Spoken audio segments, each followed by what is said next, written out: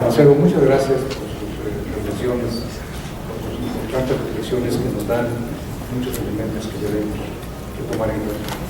Vamos ahora a pedirle a nuestro amigo Gerardo Ocampo Díaz González,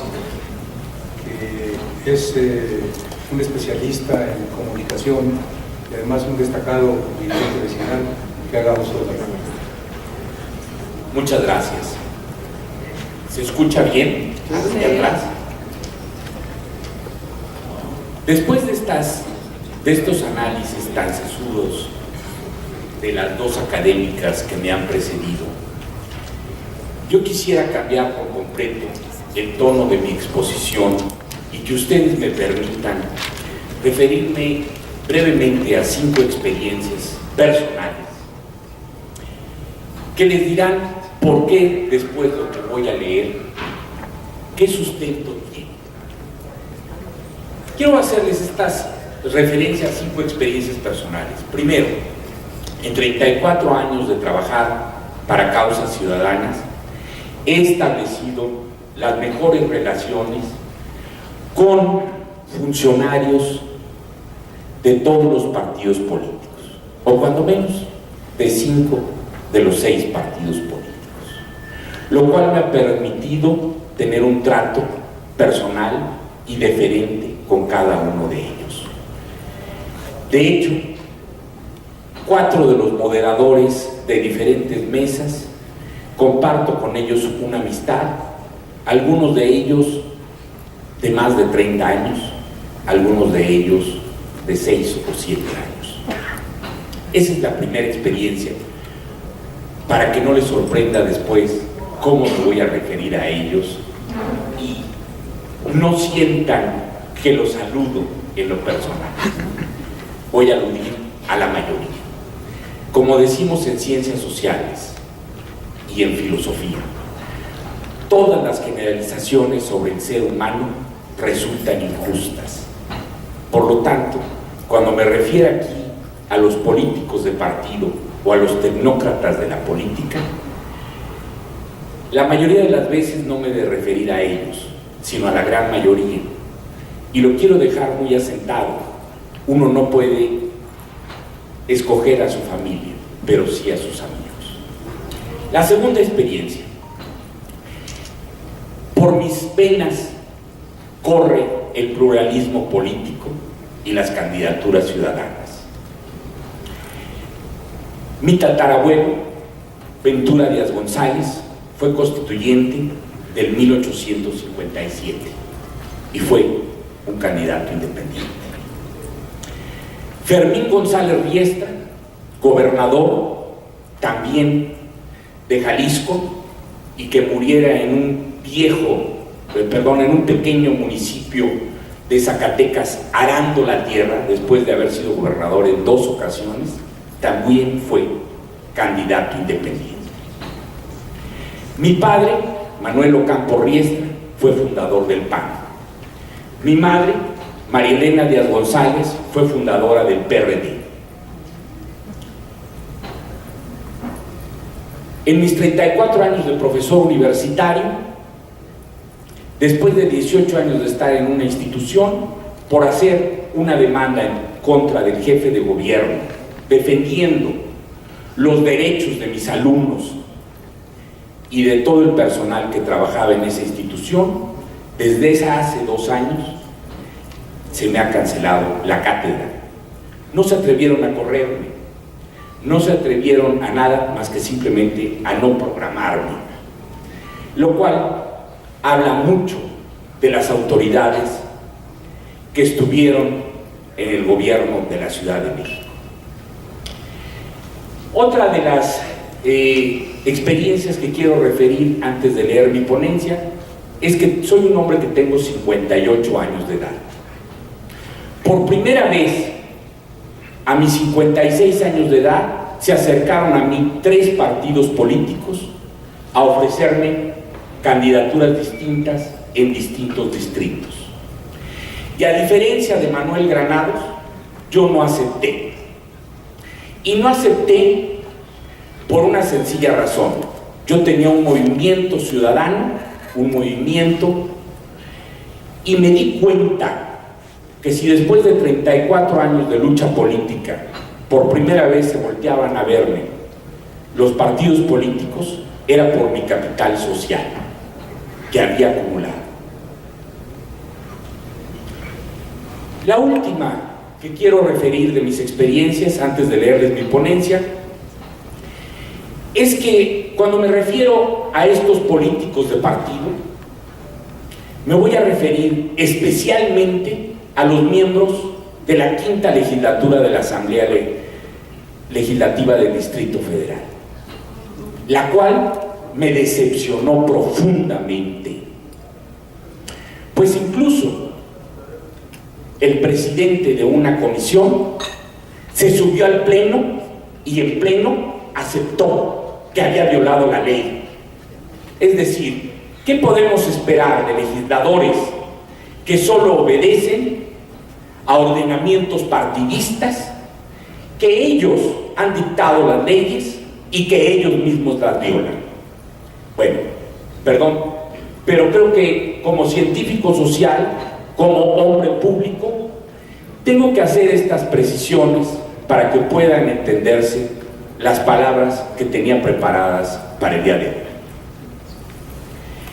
Mi ponencia la he titulado de la democracia representativa a la democracia participativa, el fin del corporativismo y la naciente democracia sin adjetivos. El proceso de consolidación democrática en México, mediante la reforma política, responde a la necesidad de que los ciudadanos tengamos una mayor participación en la vida pública de nuestro país. En las últimas décadas hemos experimentado transformaciones sociales y políticas propias de la pluralidad y de la competencia entre los distintos partidos. Aunque estas organizaciones se nos presentan hoy por hoy como un conjunto de facciones que luchan internamente por el predominio de un grupo sobre los otros de su mismo partido, también es evidente la imposición de los partidos mayoritarios sobre los demás partidos, donde predomina la disciplina partidista sobre el bienestar social, la voluntad popular o la razón.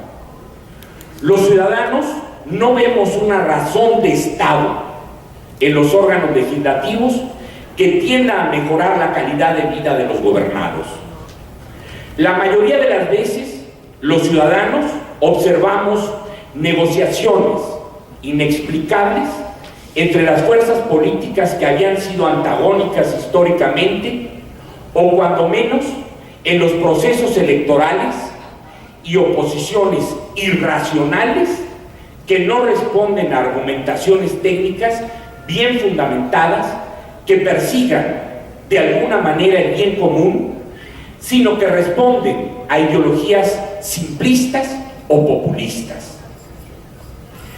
En las comisiones y comités de los órganos legislativos, al analizarse los proyectos de leyes y reglamentos, no prevalece el análisis técnico-jurídico o la previsión de los impactos sociales de las políticas públicas que se derivan de las leyes, sino el cálculo de los beneficios que acarreará a los partidos políticos, a las alianzas temporales o los negocios lícitos o ilícitos que beneficiarán a empresarios, exlegisladores o exgobernantes. Estas impresiones, que pueden ser calificadas de sospechosistas a veces, o evidentes en el corto y mediano plazo, están movilizando a la sociedad, que cada vez desconfía más en el político de partido, aquel que antes se saludaba como compañero de sector y de partido. Cada día estamos más conscientes de que no podemos confiar en la política realizada por los políticos.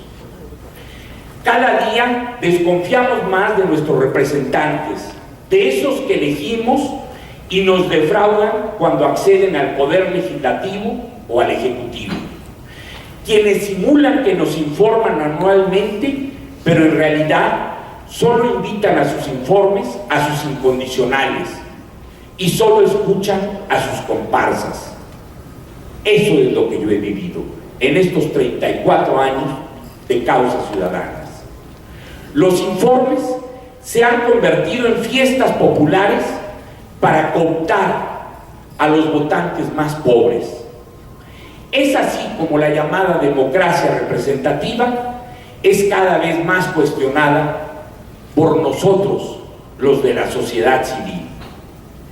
El último siglo y medio en México es la historia de cómo está ganando la desconfianza sobre cualquier otra actitud política.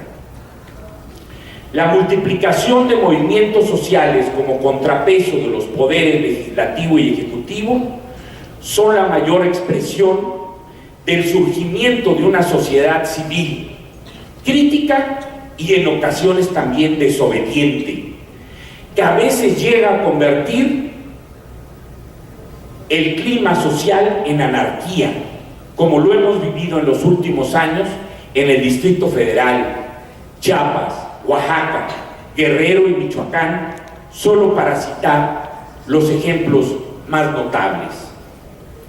El magonismo, las facciones revolucionarias, los agraristas, los cristeros, los anarquistas, el movimiento sufragista femenino, el movimiento ferrocarrilero, los movimientos obreros, los movimientos estudiantiles, los movimientos magisteriales, los movimientos democratizadores, los globalifóbicos, los movimientos ecologistas, el Ejército Zapatista de Liberación Nacional, el movimiento por la paz con justicia y dignidad, o bien a nivel internacional el movimiento de los indignados, así como el surgimiento de miles de organizaciones no gubernamentales, son la expresión de una sociedad civil insatisfecha e indignada frente a los organismos e instituciones políticas que no lo representan.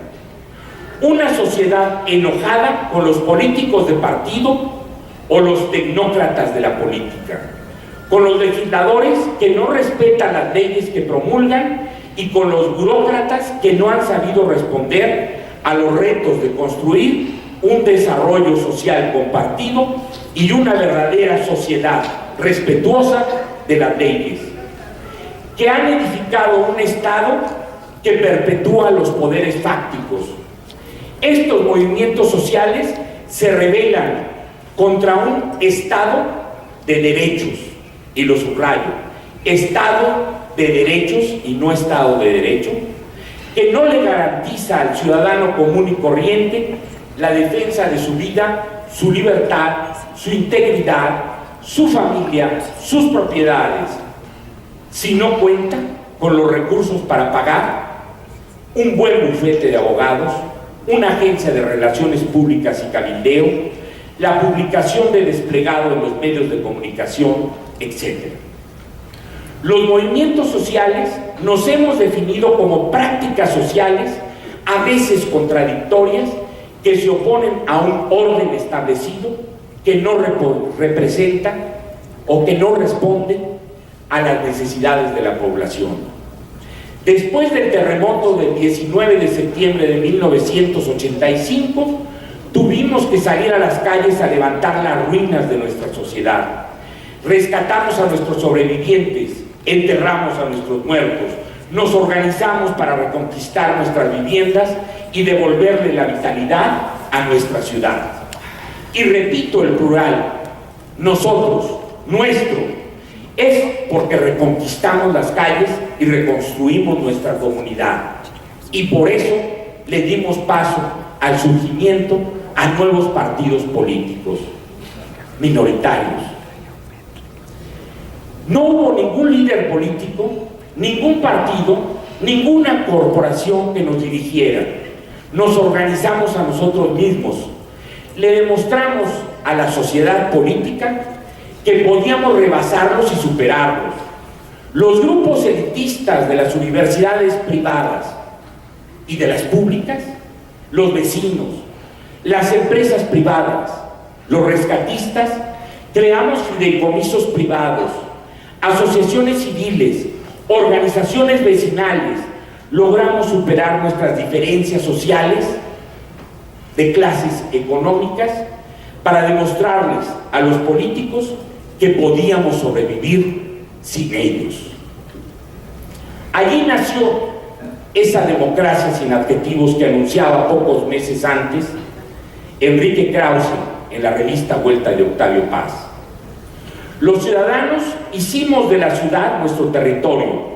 En nuestras organizaciones formales e informales tratamos de mejorar las condiciones de vivienda, demandamos los servicios colectivos, reconstruimos con nuestras manos y recursos los edificios destruidos. Con nuestras manos empezamos a sepultar el corporativismo. El proyecto fundamental de la democracia participativa es la creación de mecanismos de deliberación mediante los cuales la ciudadanía o la sociedad civil con sus acciones manifiestan los puntos de vista de las mayorías y las minorías. Sin negar que todo el sistema democrático descansa en las decisiones mayoritarias, los mecanismos o instituciones no gubernamentales tienen el propósito de hacer hincapié en el pleno respeto a las minorías, sus opiniones y su amplia manifestación mediante la participación. Sin embargo, desde 1946 se nos había negado el derecho a participar en la política fuera de los partidos políticos. Como legado del corporativismo, heredado del régimen de Lázaro Cárdenas de 1934 a 1940, en donde se pretendió que todos los ciudadanos perteneciéramos formalmente a una organización, ya sea un sindicato, cámara empresarial, organización territorial, vecinal o profesional, que generalmente era presidido por un líder cooptado. Así era más fácil organizar la participación ciudadana por medio de representantes que en la mayoría de las ocasiones se olvidaron de sus representados. Todavía en 1988, Agustín F. Legorreta Chaupet, entonces presidente de Coparmex, defendía abiertamente el corporativismo. Por eso se atrevió a señalar a los estudiantes de la Universidad de Anáhuac que, y abro comillas, se puede gobernar a un país como México cuando 300 familias controlan la economía nacional, cuando unas cuantas familias se suceden en el poder en los estados de la República. Incluso señaló que el Grupo Atlacomulco era el prototipo de organización nacional que conjuntaba y entretejía los intereses políticos y económicos para gobernar a México. La vida de don Agustín Legorreta es el vivo retrato del corporativismo. Fue el banquero de México, pues su familia controló durante 70 años al banco más grande del país, Banamex, desde 1912 hasta 1982. Fue presidente de la Coparmex, en donde afirmó que el salario mínimo alcanzaba sobradamente para que viviera una familia trabajadora, para terminar 12 años después su vida pública como candidato a senador por el Distrito Federal, postulado por un partido socialdemócrata. 12 años después se contradecía con lo que había dicho en Coparmex. Sin embargo, don Agustín Legorreta Chaupet no pudo comprender nunca que México era otro después del terremoto de 1985.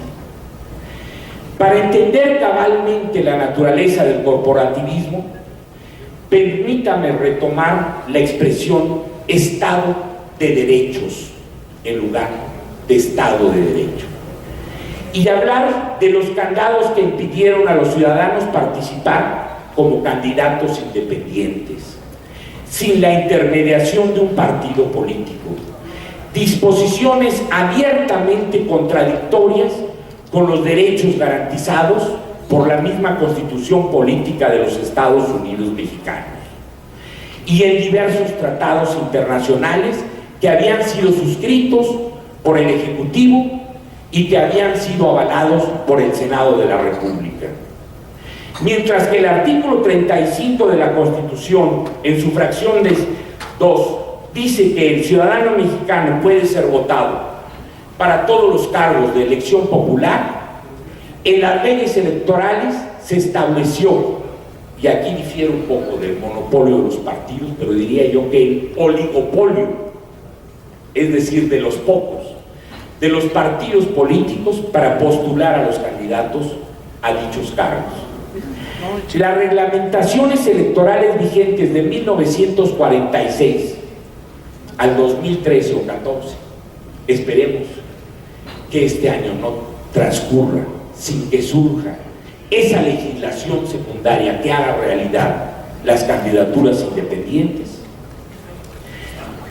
Pero desde 1946 a 2013 garantizaron la vigencia del corporativismo que antes mencionábamos, el cual se agravaba cuando el candidato tenía que responder al sector de su partido y a la población de la circunscripción que supuestamente representaba.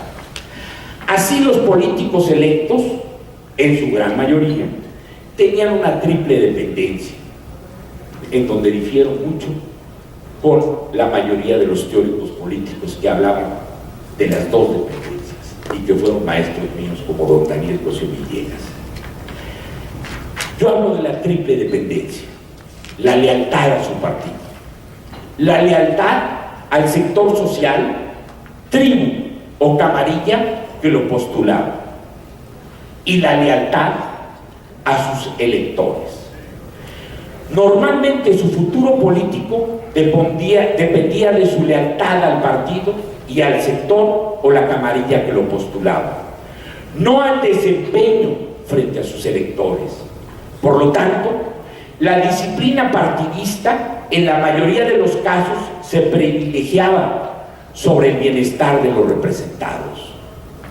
Las candidaturas independientes implican múltiples riesgos y oportunidades que la legislación secundaria tendrá que prever puntualmente y que ya las dos expositoras anteriores han hablado con mucha pertinencia y que durante este foro en diversas mesas se analizarán.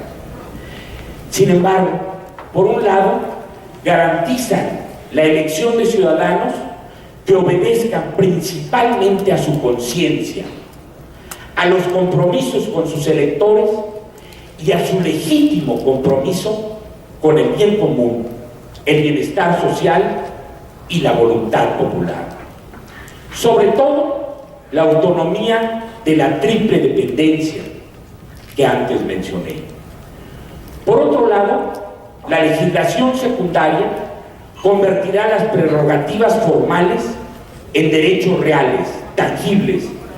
Su legitimidad, en gran medida, dependerá de los recursos y los mecanismos de transparencia que regulen dichos recursos.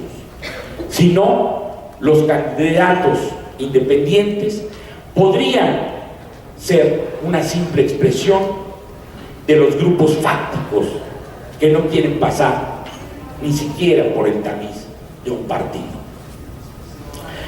Para concluir, permítanme esbozar algunas de las cualidades que desde mi personal punto de vista veo en esta democracia participativa que implica las candidaturas independientes. La democracia no solo es una actividad desplegada por el ciudadano en su círculo íntimo de amigos, cuando aplaude, critica o regula el desempeño de sus representantes, o bien cuando juzga las decisiones gubernamentales. La democracia no debe limitarse a las actividades que desarrollan los líderes de los medios de comunicación, los estudiosos de la ciencia política o los dirigentes de grupos, asociaciones, organizaciones no gubernamentales o partidos políticos. Como bien lo señala el artículo 3 constitucional, fracción 2, inciso A, la democracia es un sistema de vida fundado en el constante mejoramiento económico, social y cultural del pueblo. Por lo tanto, es una actividad constante del ciudadano para conocer el quehacer gubernamental. Es involucrarse en los actos de gobierno, en la toma de decisiones, en el desempeño de los servidores públicos. Practicar la democracia en el siglo XXI necesita una mayor participación ciudadana que considere, entre otras cosas, las candidaturas independientes y la supervisión de los representantes electos por la ciudadanía. No cabe duda que las candidaturas independientes forman parte de una democracia más participativa. Ayudarán a terminar con el oligopolio de los partidos políticos, aunque estos seguramente nunca sucumbirán y no los podemos sustituir por completo. Pero lo que sí podemos es que cada vez nuestros candidatos dependerán menos de la triple dependencia de los políticos de partido o de los tecnócratas de la política. Vinculará estrechamente a los candidatos con los electores, con la ciudadanía que verdaderamente ejerce su voto. Es decir, devolveremos la política a la ciudadanía o ciudadanizaremos nuevamente la política. Nos recordará que la política es tan importante para alcanzar el bien común que no podemos dejarla únicamente en las manos de los políticos de partido o de los tecnócratas de la política, sino que es responsabilidad de todos y cada uno de los ciudadanos, de los que sí elegimos y de los que podríamos ser electos o no seremos electos porque no deseamos una candidatura que no nos dé la total independencia. Muchas gracias.